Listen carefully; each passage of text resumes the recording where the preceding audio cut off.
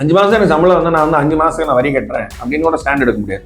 12 மாதத்துக்கும் நீங்கள் வருமான வரி ரிட்டர்னில் உங்கள் சம்பளத்தை போட்டுட்டு அதுக்கு வரி கட்டணும். ஐயோ சம்பளமே வரலாம் வரி கட்டணும்னா வரி கட்டணும். இவ்வளோ விஷயமும் அவங்க வந்து உங்களோட இன்கம் டேக்ஸ் ரிட்டர்னில் ஒரு அடிஷ்னல் பேராஸா இந்த டேட்டாலாம் வந்து ஏதாவது ஒரு விஷயம் வந்து தப்பாக கொடுத்தாலும் பேக்எண்டில் வந்து அது ஆட்டோமேட்டிக்காக ப்ராசஸ் ஆகும். அந்த டிடக்ஷன் வந்து கிடைக்காம போகிறதுக்கு வாய்ப்பு உண்டு. நானே அசஸ் பண்ணி செல்ஃப் அசஸ்மெண்ட் டேக்ஸும் கட்டியிருக்கேன், அட்வான்ஸ் டேக்ஸும் கட்டியிருக்கேன், டிடிஎஸும் கட்டியிருக்கேன்.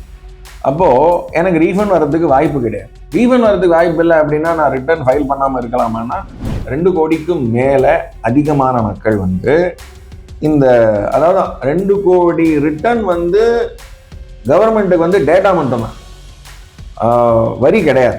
அவங்ககிட்டேருந்து ஒரு காசு வந்து கிடையாது.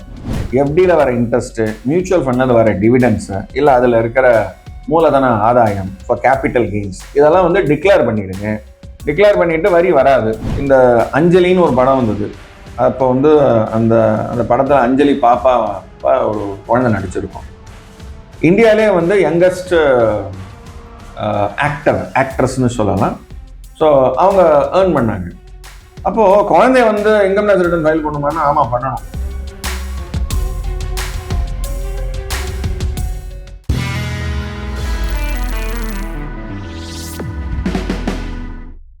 சார் வணக்கம். வணக்கம்.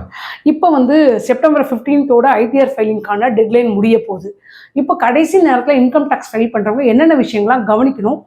இதில் ரீஃபைலிங் இதுக்கப்புறம் உண்டாங்க சார்? நல்ல கேள்வி. முதல் பாயிண்ட்டு, லாஸ்ட் டேட் நெருங்க நான் லாஸ்ட் டேட்டில் தான் ஃபைல் பண்ணுவேன் அப்படிங்கிற அந்த நினைப்பு வந்து வேண்டாம். டைம் உங்களுக்கு வந்து நிறைய டைமே கொடுத்துருக்காங்க. ஆனால் லாஸ்ட் மினிட்ல நீங்கள் செய்யும்போது நிறைய தப்பு பண்ணுவீங்க. ஏன்னா இந்த வருஷத்தோட வருமான வரி ரிட்டர்னில் ஒவ்வொரு டிடக்ஷன்ஸும் நீங்கள் கிளைம் பண்ணுற ஒவ்வொரு கழிவுக்கும் நீங்கள் ப்ரூஃப் வச்சுக்கணும். முன்னெல்லாம் வந்து நம்பர் டிடக்ஷன் வந்து 1.5 லட்சம் எனக்கு வட்டி இருக்குது அப்படின்னு போட்டால் போதும். ஆனால் இப்போது டாக்குமெண்ட் வச்சுக்கணும். ஏன்னா சிஸ்டம் வந்து அந்த பேக்எண்டில் ஒவ்வொரு டிடக்ஷன்ஸும் வந்து செக் பண்ணுற ஃபெசிலிட்டி. ஏன்னா அவங்களுக்கு நிறைய டேட்டாஸ் இருக்குது பேக்எண்டில். நீங்கள் ஒரு எலக்ட்ரிக் வெஹிக்கிள் வாங்கினதுக்கு உண்டான டிடக்ஷன்ஸ் கிளைம் பண்ணிங்கன்னா, அதில் நீங்கள் கடன் வாங்கி அதில் நீங்கள் வட்டி கட்டியிருந்தீங்கன்னா ஆட்டோமேட்டிக்காக இப்போ வந்து நிறைய இன்ஃபர்மேஷன் கேட்குறாங்க. ஒரு deduction with respect to LIC premium கட்டுறீங்க. அப்போது பாலிசி நம்பர் நீங்கள் கண்டிப்பாக கொடுத்தாகணும். அதே மாதிரி தான் ஒவ்வொரு டாக்குமெண்ட்டும் நீங்கள் வட்டி கட்டியிருக்கீங்க, எஸ்பெஷலி ஹவுசிங் லோனுக்கு வந்து இன்ட்ரெஸ்ட் பே பண்ணியிருக்கீங்க.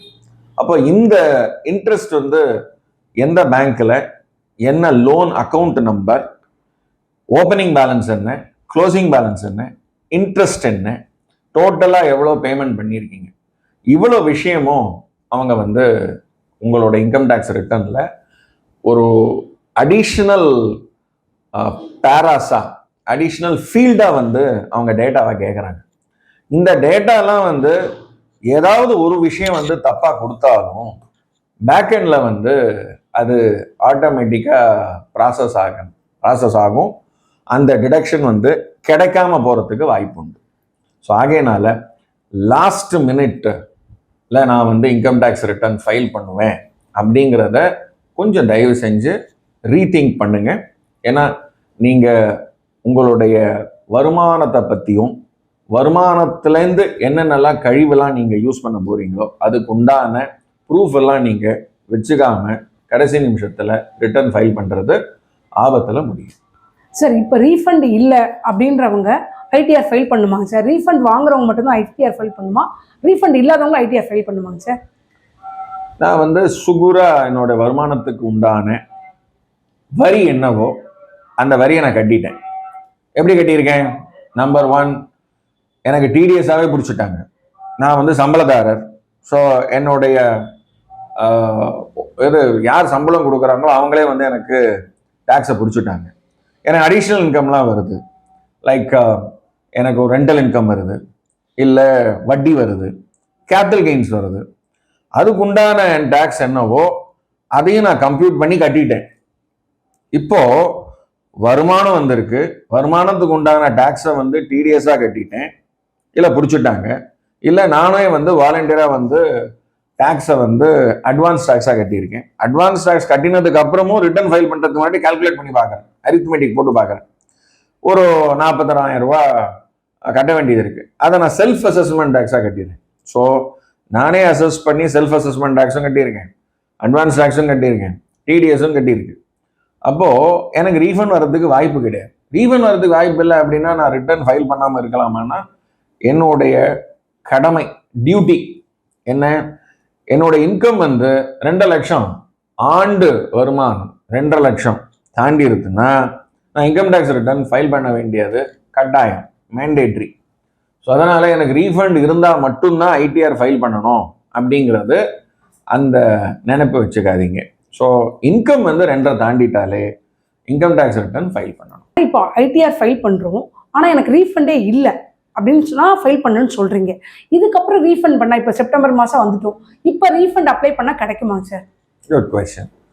இந்த இன்கம் டேக்ஸ் ரிட்டர்ன் வந்து தாக்கல் பண்ணுறதுக்கு சில தேதி வச்சுருக்காங்க.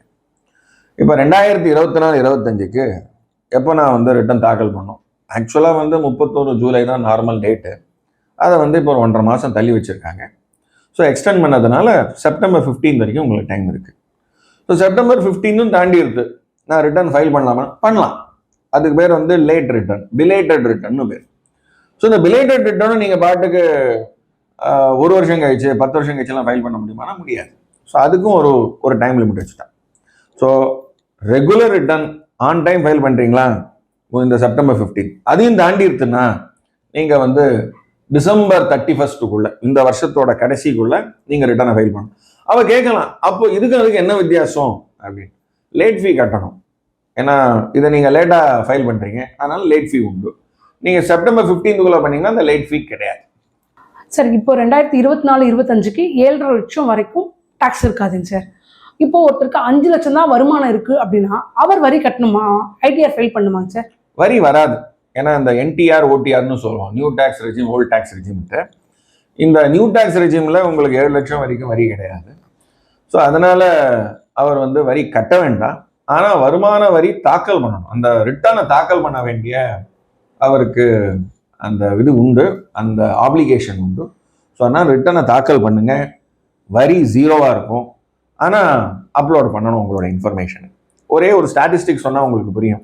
போன வருஷம், அதாவது 2023-24க்கு, அதாவது அப்போது எத்தனை பேர் வந்து இன்கம் டேக்ஸ் ரிட்டர்ன் தாக்கல் பண்ணியிருக்காங்க? கிட்டத்தட்ட ஒரு 9 கோடி பேருக்கு மேலே ரிட்டர்னை தாக்கல் பண்ணியிருக்காங்க.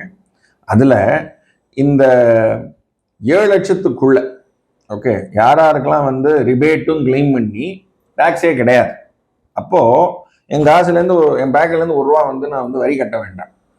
அப்போது அந்த மாதிரி எத்தனை பேர் வந்து ரிட்டர்ன் தாக்கல் பண்ணியிருக்காங்க? கிட்டத்தட்ட 2 கோடிக்கும் மேலே அதிகமான மக்கள் வந்து இந்த, அதாவது 2 கோடி ரிட்டர்ன் வந்து கவர்மெண்ட்டுக்கு வந்து டேட்டா மட்டும்தான், வரி கிடையாது. அவங்ககிட்டேருந்து ஒரு காசு வந்து கிடையாது. அவங்ககிட்ட மேபி அவங்களுக்கு டிடிஎஸ் பிடிச்சிருக்கலாம், ஸோ ரீஃபண்ட் கிளைம் பண்ணலாம். சில பேருக்கு வந்து வரியே கிடையாது, ரிட்டர்ன் அப்லோட் பண்ணியிருக்காங்க. ஸோ மோஸ்ட்லி யாரெல்லாம் வந்து இந்த இன்கம் இருக்கு, டிடிஎஸ் பிடிச்சிருப்பாங்க, அவங்க வந்து எனக்கு வந்து ரீஃபண்ட் வேணும், அதனால ரிட்டர்ன் ஃபைல் பண்ணுறேன் அப்படின்னு பண்ணியிருப்பாங்க. ஸோ மெஜாரிட்டி பீப்புள் வந்து ரீஃபண்டுக்காக தான் பண்ணுறாங்க. பட் அதுக்கு மட்டும் நீங்கள் இன்கம் டேக்ஸ் ரிட்டர்ன் ஃபைல் பண்ணணும் அப்படின்னு நினைக்காதீங்க. நீங்கள் ஆக்சுவலாக டேக்ஸை வந்து கரெக்டாக சுகுராக கட்டியிருந்தாலும் ரிட்டர்னை ஃபைல் பண்ண வேண்டியது உங்களுடைய கடமை.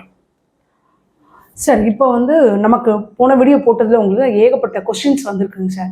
அதில் ஒருத்தங்க கேட்டிருக்காங்க, ஹவுஸ் ஒய்ஃபு ஆனால் எஃப்டி அண்ட் மியூச்சுவல் ஃபண்ட்ஸ்லாம் இன்வெஸ்ட் பண்ணுறேன், அதில் கிடைக்கிற வருமானத்துக்கு நான் டேக்ஸ் கட்டணுமா அப்படின்னு கேட்டிருக்காங்க. கண்டிப்பாக கட்டணும்.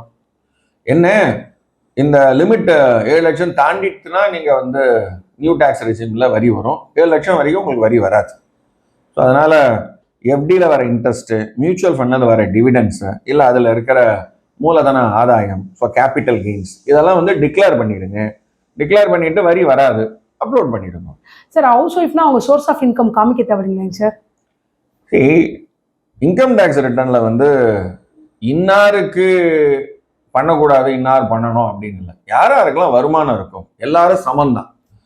இதில் ஒரு நீங்கள் இவங்க ஹவுஸ் ஒய்ஃபு, இவங்க வந்து ஹோம் மேக்கர் அப்படின்னு அவங்கள நீங்கள் அப்படி நினைக்கக்கூடாது. ஒரு எக்ஸாம்பிளுக்கு சொல்கிறேன். இந்த அஞ்சலின்னு ஒரு படம் வந்தது. அப்போ வந்து அந்த அந்த படத்தில் அஞ்சலி பாப்பா ஒரு குழந்தை நடிச்சிருக்கோம். இந்தியாவிலே வந்து யங்கஸ்ட்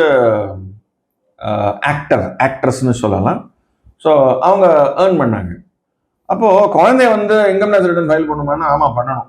ஸோ ஒரு சைல்டு வந்து அவங்களுடைய டேலண்ட்டில் அவங்க ஏர்ன் பண்ணுறாங்க அப்படின்னா அந்த குழந்தைய வந்து இன்கம் டேக்ஸ் ரிட்டர்ன் ஃபைல் பண்ணணும். யார் பண்ணுவாங்கன்னா குழந்தை பண்ணாது. ஸோ பேரண்ட் ஃபைல் பண்ணுவாங்க. ஸோ அவருக்கு வந்து சம்பளம் இருக்கும். அவர் வந்து அவரோட இன்கம் டேக்ஸ் ரிட்டர்ன் ஃபைல் பண்ணணும். அவர் குழந்தைக்காகவும் வந்து அவர் அப்பா வந்து இன்கம் டேக்ஸ் ரிட்டர்ன் ஃபைல் பண்ணணும். ஸோ அதனால் வருமானம் இருந்தால் இந்தியாவில் வருமான வரி ரிட்டர்ன் தாக்கல் செய்யணும். சார் அப்புறம் இன்னொரு கொஸ்டின் சார், இப்போ சேலரிடு பீப்புள் எல்லாருக்குமே ஃபார்ம் 16ன்றது கம்பல்சரி அந்த கம்பெனியில் கொடுத்துருவாங்க. சப்போஸ் ஃபார்ம் 16 இல்லைன்னா அவங்க எப்படிங்க சார் டேக்ஸ் ரீஃபண்ட் வாங்க முடியுமா அல்லது ஐடிஆர் ஃபைல் பண்ண முடியுமாங்க சார்? இந்த ஃபார்ம் 16ங்கிறது ஒரு தகவல் அப்படின்னு சொல்லலாம். எம்ப்ளாயர் வந்து எம்ப்ளாயிக்கு வந்து கொடுக்குற ஒரு தகவல். அது மேண்டேட்டரியாக கொடுக்கணும். எப்படின்னா ஒரு சம்மரி இன்ஃபர்மேஷன். ஆக்சுவலாக மாதம் சம்பளம் கொடுப்பாங்க. அது ஒவ்வொரு மாதத்தோட சம்பளத்தையும் கூட்டி மொத்தம் இவ்வளோப்பா உன்னோட பேசிக் சம்பளம், இதான் உன்னோட ஹெச்ஆர்ஏ அப்படின்னு வருடாந்திர ஒரு கணக்கு அப்படின்னு சொல்லலாம். இந்த வருஷத்துக்கு இவ்வளோ உன்னோட சம்பளம், இவ்வளோ வந்து பிடித்தம் போயிருக்கு, இவ்வளோ உன்னோட வரி, இது இந்த பிடிச்சிட்டு நாங்கள் வந்து உன்னோட பேன் நம்பர்லாம் நாங்கள் கட்டிட்டோம் அப்படின்னு எம்ப்ளாயர் வந்து எம்ப்ளாயி கொடுக்குற ஒரு டாக்குமெண்ட் தான் இந்த ஃபார்ம் 16. ஆக்சுவலாக அந்த டாக்குமெண்ட் உங்களுக்கு உங்கள் மெயிலில் இருக்கும். அதை கம்யூனிகேட் பண்ணியிருப்பாங்க. மாதமும் கம்யூனிகேட் பண்ணியிருப்பாங்க. நீங்கள் அதை சம்மரி மாதிரி கூட எடுத்து வச்சுக்கலாம். ஸோ இது ஃபார்ம் 16 கொடுக்கல, அதனால் எனக்கு இன்கம் டேக்ஸ் ரிட்டர்ன் ஃபைல் பண்ணலை அப்படின்னு ஒரு ஸ்டாண்ட் நீங்கள் எடுக்க வேண்டாம். ஏன்னா இந்த இன்ஃபர்மேஷனோட இன்னொரு நகல் இல்லை இந்த இன்ஃபர்மேஷனில் இருக்கிற ஒரு பார்ட் ஆஃப் தட் 26 ஏஎஸ்ன்னு உங்களுடைய டேக்ஸ் கிரெடிட் ஸ்டேட்மெண்ட்டில் வந்துடும். அதை வச்சுட்டு கூட உங்களோட இன்கம் டேக்ஸ் ரிட்டர்னை ஃபைல் பண்ணலாம். என்ன இந்த டிவிஷன் ஆஃப் இன்கம், எவ்வளவு சம்பளம், எவ்வளோ பேசிக், எவ்வளோ ஸ்டாண்டர்ட் டிடக்ஷன், எவ்வளோ ஹெச்ஆர்ஏ, எவ்வளோ பெர்க்விசிட்ஸ், இந்த பிரேக்கப் இருக்காது. ஏன்னா நார்மலாக உங்களோட இன்கம் டேக்ஸ் ரிட்டர்னில் ஒரு மினிமமாக ஒரு 4-5 பிரேக்கப் ஆகுது கொடுக்கணும். என்னென்னா எவ்வளோ அலவன்சஸ், டாக்ஸபிள் அலவன்ஸ் எவ்வளோ, பேசிக் ப்ளஸ் டிஏ எவ்வளோ உங்களோட பெர்க்விசிட் டாக்ஸபிள், எவ்வளோ உங்களுக்கு டிடக்ஷன் கிடைக்காது. ஆக்சுவலி இந்த ஒரு 3-4 இன்ஃபர்மேஷன் தான். அந்த இன்ஃபர்மேஷன் வந்து உங்களுடைய ஃபார்ம் 16ல் இருக்கும். இல்லை நீங்கள் உங்களுக்கு கொடுக்குற மாதாந்திர இன்ஃபர்மேஷன் வந்து ஒரு வருடாந்திர இன்ஃபர்மேஷனை கால்குலேட் பண்ணி வச்சுக்கோங்க. ஸோ ஏன்னா சம்பளம் வாங்குறது நீங்கள், எனக்கு ஃபார்ம் 16 கொடுக்கல அதனால் நான் வந்து இன்கம் டேக்ஸ் ரிட்டர்ன் ஃபைல் பண்ண மாட்டேன் அப்படிங்கிற ஸ்டாண்டெல்லாம் வந்து எடுக்கக்கூடாது. இந்த வருமானம் நீங்கள் ஏர்ன் பண்ணிட்டீங்க. ஸோ வருமான வரி ரிட்டர்ன் தாக்கல் பண்ண வேண்டியது உங்களுடைய கடமை. சார் இப்போ வந்து 26A என்னோட சம்பளம் ரிஃப்ளெக்ட் ஆகலைன்னா என்னங்க சார் பண்ணுறது? ஓகே, நல்ல கேள்வி. 26AS அப்படின்னு இந்த படிவத்தோட பேர். இது வந்து டேக்ஸ் கிரெடிட் ஸ்டேட்மெண்ட். ஸோ நான் வந்து ஒரு எம்ப்ளாயிக்கு நான் சம்பளம் கொடுக்கும்போது அந்த வரியை நான் பிடித்து நான் வந்து பேலன்ஸாக கொடுப்பேன். ஒரு 100 ரூபா சம்பளம் கொடுக்கும்போது 10 ரூபா டேக்ஸை பிடிச்சிட்டு 90 ரூபா கொடுப்பேன். இந்த 10 ரூபா நான் வந்து அந்த எம்ப்ளாயியோட பேன் அக்கௌண்ட்டில் நான் வந்து அதை ஜமா பண்ணிடணும், அதை வந்து பே பண்ணிடணும். அப்போ அவர் வந்து அவரோட லாகின்ல போயிட்டு இன்கம் டேக்ஸ் சைட்டில் பேன் நம்பரை போட்டு லாகின் பண்ணால் அந்த 10 ரூபா அவரோட கணக்கில் வரவாக வந்திருக்கும். 10 ரூபா வந்து டிடிஎஸ் பிடிச்சாங்க, கிராஸ் எவ்வளவு அப்படிங்கிறது கரெக்டாக தெளிவாக இருக்கும். 192 செக்ஷனில் சம்பளம் எவ்வளோ டிடிஎஸ் பிடிச்சாங்கன்னு இருக்கும். இந்த டேக்ஸை கட்ட தவறினால், ஸோ நான் பிடிச்சிட்டேன். சில கம்பெனியில் வந்து சம்பளமே கொடுக்க மாட்டாங்க, இந்த இடத்துல சம்பளத்தை கொடுத்துட்டாங்க ஆனால் டேக்ஸை கட்டலை அப்படின்னு வச்சுக்கோமே. ஸோ அப்போ என்ன பண்ணுறது?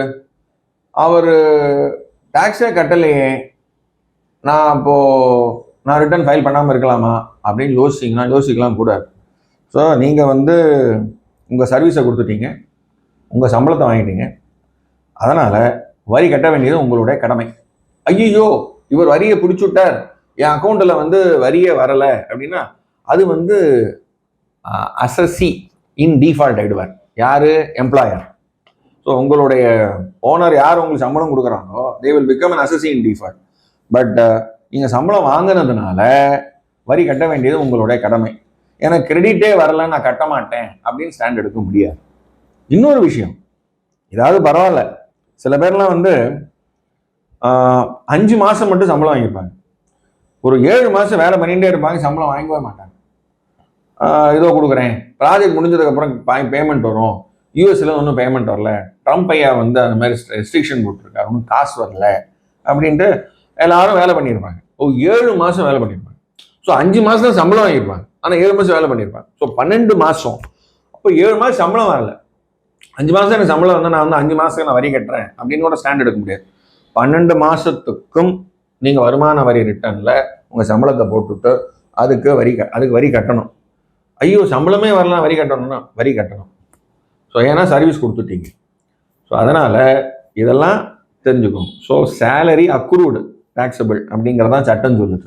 சார் இது எப்படிங்க சார் லாஜிக்கலாக இருக்கும்? சம்பளம் கைக்கு வரல, வந்தால் தானே சார் வரி கட்டணும்? நல்ல கேள்வி. இது வந்து வேலை பண்ணும்போது அந்த ரியலைசேஷன் மக்களுக்கு இருக்கணும். சட்டம் இதுதான் சொல்லுது. ஸோ ஏன்னா சம்பளம் உங்களுக்கு இன்றைக்கே வரப்போகிறது, இன்றைக்கி 7 மாதம் கழிச்சு வரும், 8 மாதம் கழிச்சு வரும், 10 மாதம் கழிச்சு வரும், அன்றைக்கி நீங்கள் வாங்கிக்கோங்க. பட் வரி வந்து அந்தந்த வருஷத்துக்கு ஒரு வரி நீங்கள் கட்டணும். சார் இப்போ இந்த மாதிரி சுச்சுவேஷனில் இப்போ இந்த வருஷம் கொடுக்க வேண்டிய சம்பளம் நெக்ஸ்ட் இயரில் தான் எனக்கு கிரெடிட் ஆகுதுன்னா அப்போ நான் அது எந்த இயரில் கால்குலேட் பண்ணி கட்டணும் சார்? நீங்கள் சம்பளம் வராமல். நல்ல கேள்வி. இது வந்து எப்படி வரும் அப்படின்னா, இந்த கடைசி மாத சம்பளம் மட்டும் எப்போ வரும்னா, மார்ச் மாத சம்பளம் வந்து ஏப்ரலில் வரும். அப்போ நான் வந்து ஏப்ரலில் தான் வந்தது, நான் அடுத்த வருஷம் நான் அதுக்கு வரி கட்டுறேன் அப்படின்னு நீங்கள் எடுக்கக்கூடாது. அப்போ என்ன ஆகும்னா, அதே மாதிரி போன வருஷத்துக்கு மார்ச் மாத சம்பளம் ஏப்ரல் வந்துருக்கும். ஸோ நான் வந்து சம்பளம் கைக்கு வந்தால் தான் நான் வந்து டேக்ஸ் கட்டுவேன் அப்படின்னு எடுத்தீங்கன்னா, அப்போது போன மார்ச் மாத சம்பளத்துலேருந்து இந்த பிப்ரவரி மாத சம்பளம் வரைக்கும் நீங்கள் வரி கட்டணும். அப்போது இல்லைன்னா நீங்கள் போன மார்ச் மாத சம்பளம் அதுக்கு முந்தின வருஷத்துலேயே வந்து வரி கட்டியிருக்காங்க. ஸோ இது வந்து ஒரு accrual basis R cash basis which ever is earlier அப்படின்னு ஒரு தீர்வு கொடுத்துட்டான். ஸோ இல்லை நான் காசு வந்தால் தான் நான் கட்டுவேன் அப்படின்னு சொல்ல முடியாது. அப்போ என்ன அர்த்தம்? எது அக்ரூவல், எது வந்து கேஷ் வருது? உங்களுக்கு ஒரு மாதம் கழிச்சு வரும், ஆனால் உங்களுக்கு மார்ச் மாத சம்பளம் டாக்ஸபிள் ஆகிடும். நான் வந்து ஏப்ரலில் தான் வருது, நான் அடுத்த வருஷத்தில் கட்டிக்கிறேன்னு சொல்லக்கூடாது. அப்போது உங்களுக்கு போன வருஷத்தில் நான் மார்ச் மாத சம்பளம் வந்து நான் ஏப்ரலில் வாங்கிட்டேன், நான் போன வருஷம் நான் வந்து இன்கம் டேக்ஸ் ரிட்டர்ன் தாக்கல் பண்ணேன், நான் ஒரு மாதம் தான் நான் வந்து வேலை பண்ணியிருக்கேன்னு வச்சுக்கோங்க. இப்போ என்ன வரும்னா, நீங்கள் 13 மாதத்துக்கு உண்டான சம்பளத்துக்கு வரி கட்டணும். ஏன்னா போன மார்ச் மாத சம்பளமும் ப்ளஸ் இந்த 12 மாத சம்பளமும் சேர்த்து நீங்கள் வரி கட்டணும். ஸோ இதெல்லாம் ஏன்னா நம்ம அசசி, அதாவது உங்கள் எம்ப்ளாயர் என்ன பண்ணுவார், உங்களுக்கு வரியை பிடித்து கட்டிடுவார். அது எப்போ கட்டுவார்? ஒரு மாதம் 2 மாதம் கழிச்சு கட்டுவார். அதுக்குள்ளே உங்களோட சம்பளம் வந்து ஒரு மாதம் ஆகிடும். ஸோ அதனால் நீங்கள் ஸ்டாண்ட் அப்படி எடுக்க முடியாது. அதாவது நான் ஏப்ரல் மாத சம்பளம் தான் வாங்கினா நான் அடுத்த வருஷம் கட்டுறேன்னு எடுக்க முடியாது. ஸோ இந்த வருஷத்தோட ஏப்ரல்லேருந்து மார்ச் வரைக்கும் என்ன சம்பளமோ அதுக்கு வரி கட்டணும். சார் இப்போ வந்து எல்லாரும் 2-3 அக்கௌண்ட் வச்சுருக்கோங்க சார். டிரான்சாக்ஷன்றது எல்லா அக்கௌண்ட்லையும் நடந்துக்கிட்டு இருக்கும். என் சம்பளம் 10 லட்சம் வருஷத்துக்கு அப்படின்னா நான் 15 லட்சம் 20 லட்சத்துக்கு கூட டிரான்சாக்ஷன் நடந்துக்கும். இப்போ இந்த டிரான்சாக்ஷனுக்கு வரி கட்டணுமா, எனக்கு ரிசீவ் ஆன வருமானத்துக்கு மட்டும் வரி கட்டணும்? வருமானத்துக்கு மட்டும்தான் கட்டணும். ஸோ டிரான்சாக்ஷன் வந்து ரொட்டேஷன் ஆகும். ஸோ பணம் கொடுப்பீங்க, அது பொருள் வராது, திரும்ப பணம் உள்ளே வந்துடும். ஸோ 10 லட்சம் நீங்கள் சம்பாதிச்சிருப்பீங்க, ஆனால் அது ரொட்டேஷனில் வந்து 25 லட்சமாக வந்து பேங்க்கில் காமிக்கும். 25 லட்சம் உங்கள் வருமானம் கிடையாது, 10 தான் உங்கள் வருமானம். ஸோ அதனால தான் கணக்கு வச்சுக்கணும்னு வாங்க. ஸோ இது யார்கிட்டேன்னு வந்தது, எதுக்கு வந்தது, ஏன் வந்து ரிட்டர்ன் ஆச்சு, அப்போ இது வருமானம் கிடையாது. கொடுத்த காசு தான் திரும்ப வருது. கொடுத்த காசு திரும்ப வரும்போது வருமானம் கிடையாது. சார் இப்போ நிறைய பேர் வந்து கோவிடுக்கு அப்புறம் பேசிவ் இன்கம் பற்றி நிறைய யோசிக்க ஆரம்பிச்சிருக்காங்க. அதுக்கான ஸ்டெப்பும் நிறைய பேர் எடுக்கிறாங்க. நிறைய பேர் சோஷியல் மீடியாவில் ஆக்டிவாக இருந்து அது மூலமாக ஏர்ன் பண்ணுறது, அப்புறம் சில ஸ்டாக் மார்க்கெட்டில் இன்வெஸ்ட் பண்ணி ஏர்ன் பண்ணுறது அப்படின்னு இருக்காங்க. இந்த மாதிரி வருமானத்துக்குலாம் எப்படி சார் டேக்ஸ் கால்குலேட் பண்ணுறது? சோஷியல் மீடியா இன்ஃப்ளூயன்சர்னு சொல்லுவோம். அதாவது இந்த செல்வாக்கு மிகுந்தவர்கள். ஓகே, இவங்களும் ஒரு ப்ரொஃபஷனல் தான். இவங்களும் ஒரு டாக்டர், இன்ஜினியர், ஆடிட்டர், கன்சல்டன்ட், அந்த மாதிரி இவங்களும் ஒரு ப்ரொஃபஷனல் தான். ஸோ இவங்களுக்கு இந்த சோஷியல் மீடியா இன்ஃப்ளூயன்சர் மூலியமாக கிடைக்கக்கூடிய வருமானம் பல ரூபத்தில் வரலாம். ஸோ யூடியூப் சேனல்லேருந்து அவங்களுக்கு வந்து ஒரு பேமெண்ட் வரலாம். ஸோ அப்போ பேமெண்ட் வரும்போது கொடுக்குறவங்களே என்ன பண்ணுவாங்க, ப்ரொஃபஷனல் சார்ஜஸில் டிடிஎஸை பிடிச்சி தான் கொடுப்பாங்க. ஸோ அவங்களோட 26 ஏஎஸ் எடுத்து பார்த்தீங்கன்னா யூடியூப் கம்பெனிக்காரன் வந்து அந்த டேக்ஸை டிடக்ட் பண்ணி தான் அனுப்பிச்சுருப்பான். ஸோ வருமானம் அழகாக வந்து கண்ணாடி மாதிரி இருக்கும். ஸோ சோஷியல் மீடியா இன்ஃப்ளூயன்சர்ஸும் அவங்களோட வருமானம் வந்து அது ப்ரொஃபஷ்னல் இன்கம் தான். அவங்க வந்து இந்த profit and gains from business or profession இன்கமில் அவங்க டிக்ளேர் பண்ணணும். அதுக்கு உண்டான செலவெல்லாம் கூட காமிச்சிக்கலாம். மேபி இன்டர்நெட் சார்ஜஸ், அதே மாதிரி வீடியோ ஷூட் பண்ணுறதுக்கு உண்டான சார்ஜஸ், அதை எடிட் பண்ணுறதுக்கு எடிட்டிங் சார்ஜஸ். ஓகே, சில பேர்லாம் வந்து இந்த சமையலுக்கு உண்டான குறிப்பு போடுவாங்க. அப்போ சமையலுக்கு உண்டான ஐட்டம்லாம் வாங்கிட்டு, பாத்திரம் பண்ணலாம் வாங்கிட்டு, எங்கேயோ ஒரு காட்டுக்கெல்லாம் போயிட்டு இன்றைக்கி நாங்கள் பிரியாணி செய்கிறோம் அப்படின்னு சொல்லிட்டு அதுக்கு செலவெல்லாம் பண்ணுவாங்க. ஸோ அந்த அஃப்கோர்ஸ் அந்த பிரியாணி இப்போ செஞ்சுட்டு அவங்களே சாப்பிடுவாங்க, அதையும் வீடியோவாக போடுவாங்க. ஸோ அந்த செலவெல்லாம் கூட அது செலவு தான் அவங்களுக்கு. ஏன்னா அவங்களுக்கு அந்த பர்டிகுலர் வீடியோ எடுக்கிறதுக்கு உண்டான காஸ்ட், அதெல்லாம் ப்ரொஃபஷ்னல் எக்ஸ்பென்சஸ், இல்லை அந்த பர்டிகுலர் ஈவெண்ட்டை வந்து ரெக்கார்ட் பண்ணுறதுக்கு உண்டான காஸ்ட். சார் இப்போ இதுக்கெல்லாம் எப்படிங்க சார் பில் நம்ம காமிக்கிறது? ஏன்னா அது எல்லாமே கேஷ் அண்ட் கேரி அந்த மாதிரி வாங்கியிருப்பாங்க. அப்போ நம்ம பில் எப்படிங்க சார் சப்மிட் பண்ணுறது? எல்லாத்துக்கும் வந்து கணக்கு வச்சுக்கணும். ஸோ எல்லாத்துக்கும் ரசீது வச்சுக்கணும், எல்லாத்துக்கும் பில் வச்சுக்கணும். ஸோ நீங்கள் ட்ராவல் பண்ணுறீங்க வச்சுக்கோங்க. ஸோ உங்களுடைய ட்ரெயின் டிக்கெட்டு, ஏர் டிக்கெட்டு, பஸ் டிக்கெட்டு, அதே மாதிரி இன்டர்நெட் சார்ஜஸ்ஸு, நீங்கள் ஒரு மொபைலுக்கு உண்டான ஒரு மொபைல் வாங்குறீங்க, ஸோ அதுக்கு உண்டான டெப்ரிசியேஷன் கிளைம் பண்ணலாம். மேபி 2 வருஷம் யூஸ் பண்ணுறீங்கன்னா ஒரு பாதி இந்த வருஷம் கிளைம் பண்ணுங்கள், அடுத்த பாதி இன்னொரு வருஷம் கிளைம் பண்ணுங்கள். ஸோ அதே மாதிரி ஒரு கார் வச்சுருக்கீங்க, அதுக்கு உண்டான maintenance, petrol, eligible, telephone charges, landline, யாரும் லேண்ட்லைன் இப்போ யூஸ் பண்ணுறதில்ல, இருந்ததுன்னா அதுக்கு உண்டான சார்ஜஸ். ஆக்சுவலி உங்கள் வீட்டில் ஒரு பர்டிகுலர் ரூமை மட்டும் நீங்கள் ஆஃபீஸாக யூஸ் பண்ணுறீங்க, அப்போது அதுக்கு உண்டான ஈக்குவலண்ட் டெப்ரிசியேஷன், ஏன்னா உங்களுடைய வீடு உங்கள் சொந்த வீடு, ஸோ அதுக்கு உண்டான அந்த ப்ரொபோஷனே டெப்ரிசியேஷனும் செலவாக காமிக்கலாம். இப்படி அதான் வந்து சம்பளதாரருக்கும் இந்த ப்ரொஃபஷனல் பிஸ்னஸில் இருக்கிறவங்களுக்கு இருக்கிற வித்தியாசம். சம்பளதாரருக்கு வந்து டாப் லைன் மொத்தமாக டேக்ஸ் ஆகிடுது. பிஸ்னஸில் இருக்கிறவங்களுக்கோ ப்ரொஃபஷனல் இருக்கிறவங்களுக்கோ டாப் லைன் மைனஸ் எக்ஸ்பென்சஸ், அந்த நெட்டு பாட்டம் லைன் தான் அவங்களுக்கு டேக்ஸ் ஆகும். சார் இப்போ வந்து இருக்க வேகமான சூழலில் மேக்ஸிமம் ஆப்பில் தான் நம்ம எல்லாத்தையுமே பண்ணுறோம். இப்போ நீங்கள் சொன்ன மாதிரி யூடியூப்பில் வீடியோ போனாலும் எதாவது வாங்கணுனாலும் ஆப்பில் வாங்கிடுறோம். நெட்டு ரீசார்ஜ் இதெல்லாமே ஆப்பில் அவங்கவுங்க அந்தந்த சர்வீஸ் ப்ரொவைடர் ஆப்பில் பண்ணிடுறோம். அப்படின்றப்ப இதெல்லாம் எப்படிங்க சார் சப்மிட் பண்ணுறது? பில்லாவோ இல்லை நான் செலவு பண்ணியிருக்கேன்ற எக்ஸ்பென்சஸாக எப்படிங்க சார் கணக்கு காமிக்கிறது? நீங்கள் ஒரு பில்லோ வவுச்சரோ வந்து இதில் தான் இருக்கணும், அது வந்து பேப்பராக தான் இருக்கணும், இல்லை அது ஒரு பேப்பர் ஃபார்மேட்டில் இருக்கணும், பிரிண்ட் அவுட் ஃபார்மேட்டில் இருக்கணும்னு நினைக்கிறீங்க. அது கிடையாது. ஏன்னா இன்கம் டேக்ஸ் சட்டத்திலேயே, ஏன்னா புது இன்கம் டேக்ஸ் சட்டமும் வந்துடுது. ஸோ 1961 ஆக்ட்லையும் சரி, 2025 ஆக்ட்லையும் சரி, உங்களுக்கு இந்த books of accounts, documents, records வந்து எலக்ட்ரானிக் ரெக்கார்ட்ஸும் வந்து அக்செப்டபிள்.